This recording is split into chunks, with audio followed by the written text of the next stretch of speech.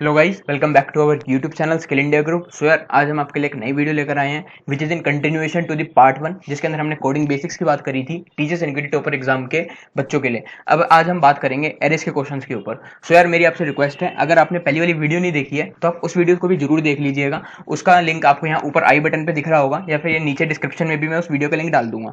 So continue करते हैं अब इस वीडियो के अंदर एरेस के क्वेश्चन के ऊपर। तो सबसे पहला क्वेश्चन जो हमारे सामने आ रहा है वो है रिवर्स एन एरे। मतलब इस क्वेश्चन के अंदर हमें क्या होगा, एक एरे दिया जाएगा, हमें उस एरे को रिवर्स करना होगा। मैं आपको इसका एक डेमो दे देता हूँ किस तरह का ये होता है। जैसे हमें एरे के अंदर मान लो हमें 5 एलिमेंट्स दिए गए हैं, जिसके अंदर पहली वैल्यू है 2, दूसरी वैल्यू है 5, तीसरी वैल्यू है 7, चौथी वैल्यू है 9 और पांचवी वैल्यू है 1। तो अब हमें इस एरे को रिवर्स करना है। तो जो हमारा आउटपुट आएगा वो किस तरीके का होगा, आउटपुट के अंदर हमारा आएगा 1 9 7 5 2, 19752 और हमें इसे प्रिंट करना होगा। तो ये हो गया रिवर्स एन एरे। अब बात करते हैं नेक्स्ट क्वेश्चन की, which is rotate an array. So यार, जिन्होंने मेरी पिछली वीडियो देखी होगी उसके अंदर मैंने आपको क्वेश्चन दिया था रोटेट अ नंबर।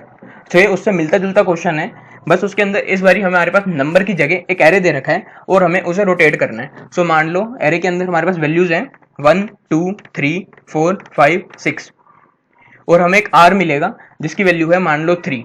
तो हमें इस एरे को 3 से रोटेट करना है।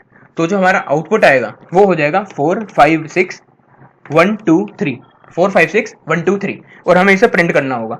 ये बिल्कुल सेम क्वेश्चन है जैसे हमने रिवर्स नंबर के लिए किया था, बस इसके अंदर हमारे पास थोड़ा आसान पड़ जाता है क्योंकि एरे है तो हमारे पास इसके इंडेक्स होते हैं। तो इस क्वेश्चन को करने का ट्राई कीजिएगा। मैं आपको इसका एक और एग्जाम्पल दे देता हूँ। जैसे हमारे पास नंबर है 9 8 7 1 5 6 4, 9871564 ये हमारा एरे है और हमारे पास आर की वैल्यू दे रखी है यहाँ पे 2। तो जो हमारा आउटपुट आएगा वो हो जाएगा 6 4 9 8 7 1 5। 6 4 हमारे पीछे से आगे आ गए। इस पिछले केस में 3 से रोटेट किया था तो 4 5 6 हमारा आगे आ गया था। बस इसके अंदर यही करना होता है। मेरे को उम्मीद है आपको ये क्वेश्चन समझ में आया होगा। अब नेक्स्ट क्वेश्चन की बात करते हैं। नेक्स्ट क्वेश्चन है यार सॉर्ट एन एरे। तो यार अभी जब तक एग्जाम है तब तक तो हमें अब इसकी पूरी सॉर्टिंग जो एल्गोरिथम हम नहीं लिखेंगे पेपर के बीच में, तो हम यूज करेंगे इनबिल्ट सॉर्ट।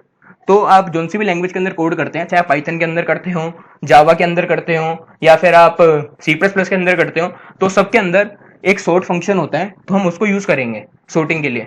तो आप एक बार इसको नेट पे जरूर सर्च करना और उसका जो सॉर्ट फंक्शन होता है उसे याद करके रखिएगा कि कैसे एक एरे सॉर्ट होता है with the help of a sort function. लेकिन जब इंटरव्यू की टाइम आएगा तब हमें 3 से 4 सॉर्टिंग एल्गोरिथम्स देखनी होंगी। अभी के लिए हमारा काम चल जाएगा लाइब्रेरी यूज करके। अब अगली चीज है बाइनरी सर्च। तो यार बाइनरी सर्च क्या होता है, बेसिकली अगर हमारे पास एक एरे के अंदर एलिमेंट्स सॉर्टेड गिवन है और हमें कोई एलिमेंट फाइंड करना है तो हम बाइनरी सर्च यूज करते हैं। क्योंकि जो नॉर्मल सर्च होती है उसके अंदर बेसिकली क्या होता है, जैसे नॉर्मल सर्च के अंदर अगर हमारे पास एलिमेंट्स हैं 1 2 3 4 5 6 7 8 9, तो क्या होगा, हमें ढूंढना 9 है तो हम पहले 1 पर जाएंगे, फिर 2 पर जाएंगे, फिर 3 पर, फिर 4 पर, फिर 5, फिर 6, फिर 7, फिर 8, फिर 9। तो ऐसे हमें जो टाइम लगेगा वो बिग ऑफ एन टाइम लग जाता है। अगर एन एलिमेंट्स हैं तो हमारी जो टाइम कॉम्प्लेक्सिटी आती है वो बिग ऑफ एन हो जाती है। लेकिन अगर हम बाइनरी सर्च यूज करते हैं तो जो हमारी टाइम कॉम्प्लेक्सिटी होती है वो बिग ऑफ log n हो जाती है। क्योंकि हम उसके अंदर क्या करते हैं, एक एलिमेंट यहाँ पे रखते हैं स्टार्टिंग इंडेक्स, यहाँ रखते हैं एंडिंग इंडेक्स और हम फाइंड करते हैं मिडल एलिमेंट। तो हमारा आया मिडल एलिमेंट मान लो 5, starting index plus ending index by 2। तो हमें पता है जो हमें एलिमेंट ढूंढना है which is 9 is greater than 5, तो वो यहाँ पर तो कहीं पर लाई नहीं कर सकता, वो लाई करेगा हमारा इस तरफ। तो हम इन सारे एलिमेंट्स को रिजेक्ट कर देते हैं और सिर्फ इस एरिया में एलिमेंट को ढूंढते हैं। तो हमारा स्टार्टिंग इंडेक्स आ जाएगा 6 के ऊपर और एंडिंग इंडेक्स रहेगा 9 के ऊपर। फिर हमने मिडल निकाला तो हमारा जो मिड आता है 7 आता है। फिर हमें पता है जो 9 है वो 7 से बड़ा है तो वो राइट साइड ही लाई करेगा।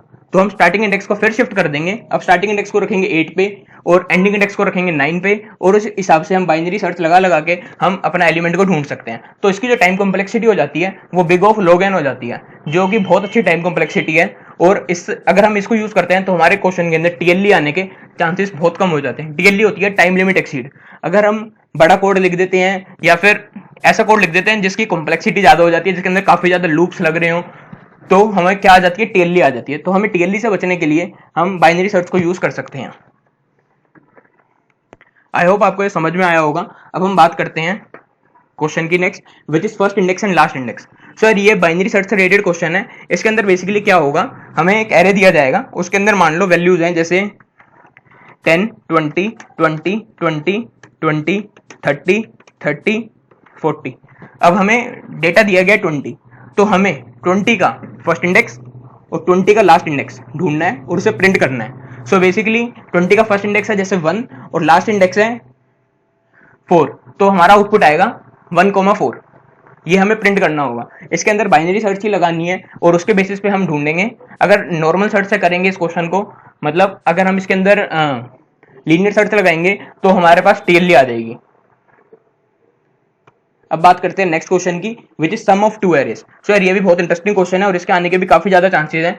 तो बेसिकली इस क्वेश्चन के अंदर क्या होगा, हमें दो एरेज दिए जाएंगे। जैसे पहला एरे है 1, दूसरा एलिमेंट है उसका 7 और तीसरा एलिमेंट है 8। और जो दूसरा एरे है उसके अंदर मान लो दो एलिमेंट्स हमें दिए गए हैं, जिसका पहला इंडेक्स पे है 1, 2 और दूसरे पे है 6।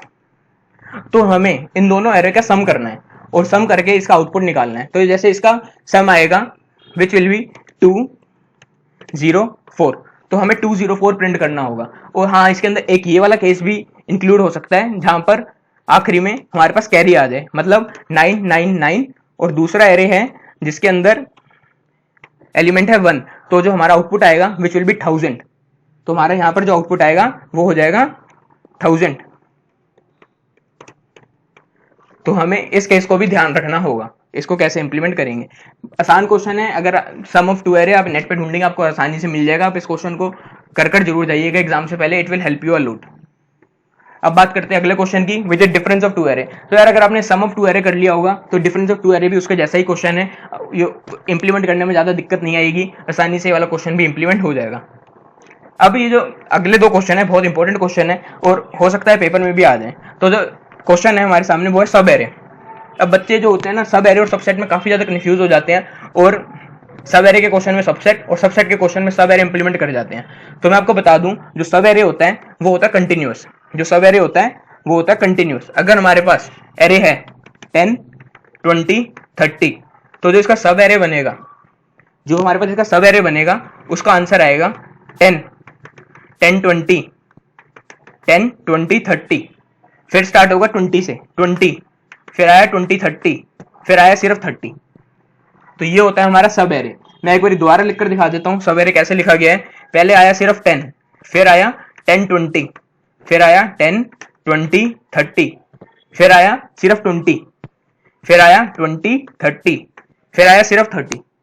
सो आई होप आपको ये समझ में आ गया होगा सब एरे कैसे लिखा जाता है। सब एरे जो हमारे पास टोटल होते हैं वो होते हैं n into n plus 1/2, n into n plus 1/2, इतने हमारे पास सब एरे होते हैं। जैसे n की वैल्यू यहाँ पर हमारे पास 3 है, तो हमारा आंसर आ रहा है 3 इंटू 4/2 विच इज 6। क्या हमारे पास 6 सब एरेज हैं? 1, 2, 3, 4, 5, 6। जी हाँ, हमारे पास 6 सब एरेज हैं।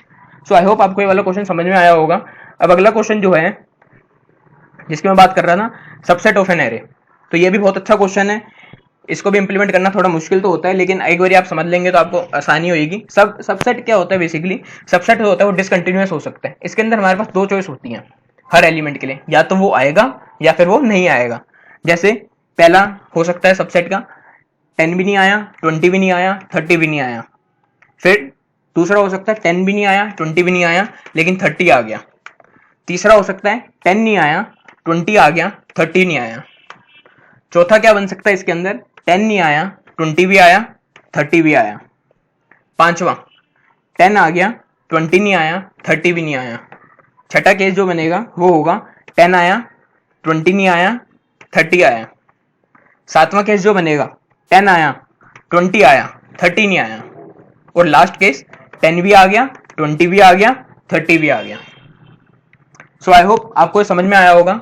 पहली बारी में कोई भी नहीं आया, दूसरी बारी में सिर्फ 30 आया, तीसरी बारी में सिर्फ 20 आया, चौथी बारी में 20 आया और 30 आया, फिर सिर्फ 10 आया, फिर 10, 30 आए, फिर 10 और 20 आए, और आखिरी बारी में 10, 20, 30 तीनों आए।